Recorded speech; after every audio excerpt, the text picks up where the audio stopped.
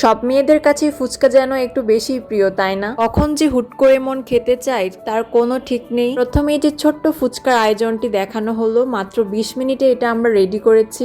অবশ্য এটা 20 মিনিটে তখনই সম্ভব যখন আপনাদের বাসায় সবকিছু উপকরণ অ্যাভেলেবেল থাকবে। একটা মানুষের মন আর মাথা যদি সেম কথা বলে তাহলে সেটা না করে আর পারে না। আমাদের অবস্থাও যেন ঠিক তেমনই হয়েছে, তাই তো আমরা দ্রুত চলে গিয়েছি বাজারে। প্রথমে 50 টাকার ফুচকা নিয়ে নিয়েছি। মেন পার্টটাই হলো টক, তার জন্য তেঁতুল খুঁজতে আমরা 2-3টা দোকান ঘুরেছি। আর হ্যাঁ, তেঁতুলটা কেনার সময় কিন্তু স্মেল দিয়ে চেক করে নেবেন যেন ফ্রেশ হয় তেঁতুলটা। এভাবেই ঠিক ফুচকা তৈরি করতে যা যা লাগে, 2টা ডিম, 2টা লেবু, তারপর সবশেষে আমরা 2টা শসা নিলাম। আর এখানে 2টা করে সবকিছু জিনিস নেওয়ার কারণ হলো আমরা মানুষই 2জন। সবকিছু কেনাকাটার পর 1 সেকেন্ডও আর দেরি করে নিয়ে সোজা চলে এসেছি রুমে।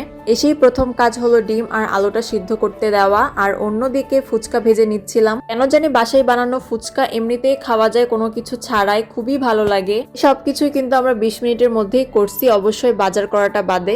যাই হোক, শসা আর লেবুটা কাটার পর এখানে ডিম আর আলুটা এখন ভর্তা করার পালা, মানে শুধু আলুটাই ভর্তা করা হবে। আর এখানে টক বানানো হচ্ছিল, হালকা পানি, শুকনো মরিচ, তেঁতুল আর লেবুর রস দিয়ে টকটা বানানো হয়েছে। অন্য পাশে ডিমটা খুবই আস্তে আস্তে ঝুড়ি ঝুড়ি করছিলাম, কারণ ডিম ঝুড়ি করা কাটার তো আমার কাছে ছিল না। যাই হোক, সবকিছু রেডি করা হয়ে গেছে, এখন শুধু খাওয়ার পালা। এই যে এখানে ফুচকা, টক, ডিম, ভর্তা, শসা সবকিছু রেডি। আর টকটা কিন্তু সত্যি অনেক দারুণ হয়েছিল, কালারটা দেখে বোঝা যাচ্ছে ঝাল আর টক ছিল। আর হ্যাঁ, আমার ভিডিও ভালো লাগলে কিন্তু অবশ্যই আমার পেজে ফলো দিবেন এবং লাইক, কমেন্ট, শেয়ার করে পাশে থাকবেন।